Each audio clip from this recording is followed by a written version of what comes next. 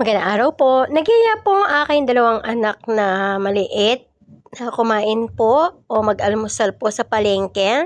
Ayan po ang aming in-order. 2 lugaw po at 3 palabok. Sobrang mura lang po dyan sa tindahan na yan. Yung palabok po, kung hindi ako nagkamali, 25 pesos at yung lugaw po is 30. So, mahigit 100 lang po ang aming nagastos.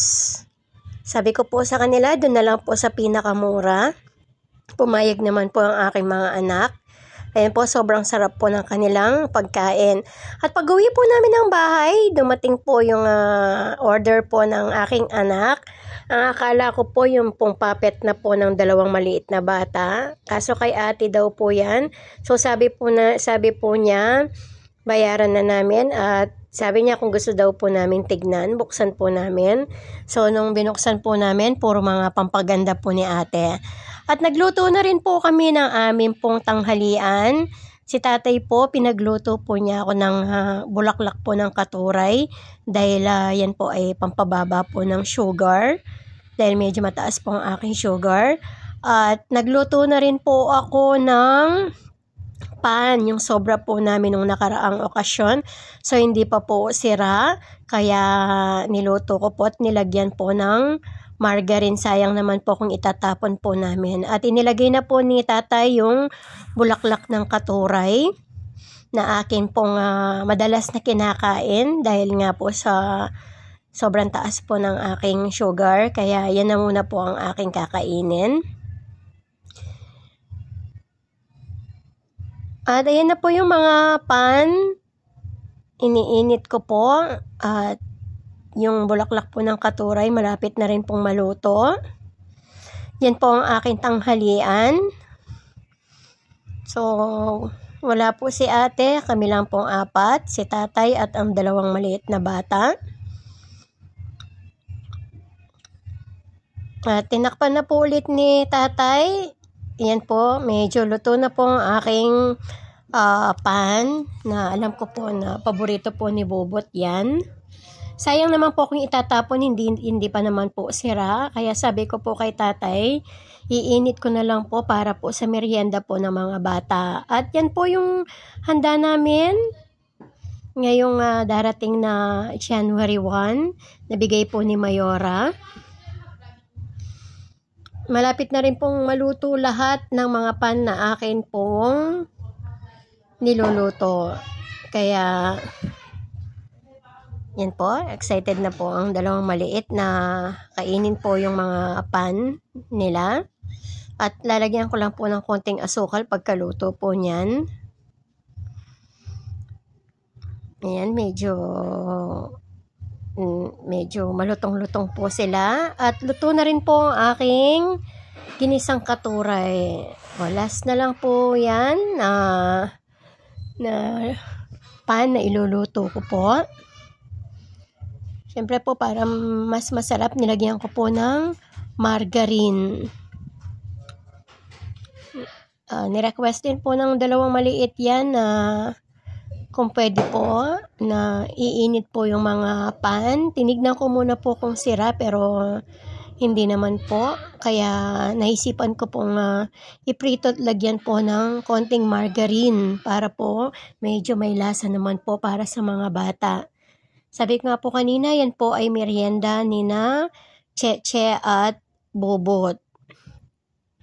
Malapit na pong maluto. Sa lahat po ng mga makakapanood po ng aking vlog na ito, paki-subscribe lamang po ako. Maraming salamat po. At yan po yung ginisang katuray, luto na po. At malapit na pong maluto lahat ng mga pan na akin pong iniinit. Yan, nilalagay na po ni tatay sa lalagyan ng bulaklak ng katuray. Sa lahat po ng mga hindi pa nakakatikim ng bulaklak ng katuray, medyo lasang ampalaya, parang ampalaya po, pero masarap po kapag niluto nyo po. At yan po, luto na rin po lahat ng mga pan na aking iniinit po. Yung ginisang katuray. At yung pan, nilalagay ko na po sa lalagyan.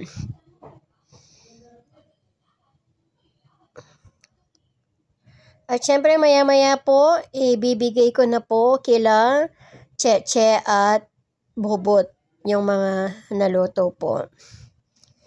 Meron pa po palang meron pa po palang natitira. So, yan na po siguro yung pinaka-last na batch ng pan na akin pong iluluto o niluluto. At, ayan po. Ako nga po pala yung malapit na pong mamonetize sa akin pong YouTube channel. Hinihintay ko lang po ang aking Google AdSense dahil nag-request muna po ako. First attempt pa lang po, hindi ko po alam kung darating po siya within 3 or 2 weeks, 2 or 3 weeks po. Nilagyan ko po ng konting asukal para po sa mga bata. Konting lang po. Yan, at ibibigay ko na po yan sa kanila. Sigurado pong magugustuhan po ni Bubot ang pan na yan na nilagyan ko po ng butter. Yan po, ibibigay ko na po sa kanila. Nilagay ko po doon sa Cleopatra na kung saan laging tumatambay si Bubot. Ayan po. Tinanong ko po kung masarap. Sabi po niya masarap daw po. At ayan po si tatay. Niyaya na po akong kumain. Yan po ang aming ulam. Ginisang katuray at yung sobra po naming tinapa. At kinagabihan po, nagyaya ulit po si tatay sa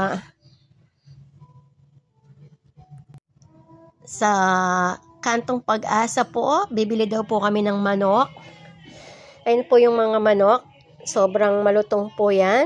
Pinipili po ni tatay yung legs daw po dahil yun po yung paborito ng mga anak ko. Yun po, habang pumipili po si tatay, kami po ay nakatingin sa nagtitinda po ng mga barbecue. Sabi ko po kay tatay, pagkatapos po niyang bumili ng manok, kami po ay bibili ng barbecue. So, ayan po, pauwi na po kami. Pauwi na po kami ng bahay. Medyo oras na po ng gabi. Buti na lang po may nadatnan pa po kami nagtitinda ng mga barbecue at manok. Medyo madilim-dilim na po sa aming dinadaanan. Pag uwi po namin yan ng bahay, kami po ay matutulog na at hindi na po siguro kami kakain dahil busog na busog po kami dun sa mga kinain po namin kanina. Malapit na po kami sa aming baryo. Ayan na po. Sabi ko nga po kanina, monetize na po ako. Naghihintay lang po ako ng Google AdSense.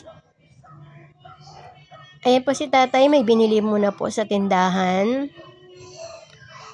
Hihintay lang po namin siya at malapit na po kami sa amin pong bahay. Sa lahat po ng mga nangangarap na ma-monetize po, hintay-hintay lang po, darating din po yung pagkakataon na ma-monetize din po tayong lahat. Ayan na po ang aming bahay, punong-puno po kami ng Christmas lights. Dahil gustong-gusto po ni tatay na marami pong Christmas lights para daw po masaya ang aming Pasko at Bagong Taon. Yan na po ang aming bahay. At ngayon po ay December 31. Yan, galing na po kami sa palengke ni tatay. Namili ng mga kakailanganin. Yan po, graham. May fruit salad po kami. Yan, yung fruit salad po lalagyan namin ng mansanas. Ayan po, manok at baboy na gagawin po ni ate na barbecue. At ang sinigang na pata po, pata ng baka ni tatay. Yan po ang paborito niya. At binigyan po siya ng sisig. Di ko po alam kung saan po galing yung sisig. At kami po ay gumawa ni tatay ng isang pampaswerte. Sabi po niya, ang kakailanganin po namin ay bigas, itlog, mga barya at pera. Yan po ay konting ipon namin pong dalawa ni tatay na pinaghirapan. Pagkatapos po lagyan ng ng bigas po yan. Ayan na po yung amin pong mga pagkain ngayon na ginagawa. Syempre hindi po mawawala ang paborito ko pong Shanghai. Ang fruit salad, konti lang po para sa amin lang pong 4. At lalagyan ko rin po ng konting ng 2 pong mansanas para naman po sa mga bata. Lalagyan ko po ng buko pandan po ang ilalagay ko. At yan po, natapos na pong aming fruit salad. Fruit salad po na ginawa ko, na buko pandan po ang ginamit ko. Busy na rin po si ate na mag-marinade ng mga barbecue po namin mamayang gabi. At syempre, yan po, binalot ko na rin po yung Shanghai na akin pong ipiprito mamaya. At nang kinagabihan po ng December 31, yan po, busy na po kaming naglalagay ng mga palamuti para po sa aming 2024. Pagsalubong po ng taong 2024. Medyo mahangin lang po ng konti. Pero sabi ko po kay tatay, lagyan na lang po ng kumot yung bandang kaliwa para po yung hangin hindi pumapagaspas din sa mga kulay blue na kumikinang po. At ayan po ako, busy po akong naglalagay ng Welcome 2024. Siyempre po, pangarap po nating lahat na maging swerte po tayong lahat sa darating na taon. At wish ko po, sana po dumating na po ang aking Google AdSense pin para po makasahod naman po kahit konti lang po. Pero nung una po, hindi ko po akalain na mabibigyan po ako ng pagkakataon na ma-monetize. At yan po yung aking 2 anak. Ang konting salo-salo po namin ngayong 2024, taong 2024. Ayan po. Welcome 2024. Mabuhay po tayong lahat. Magandang araw po.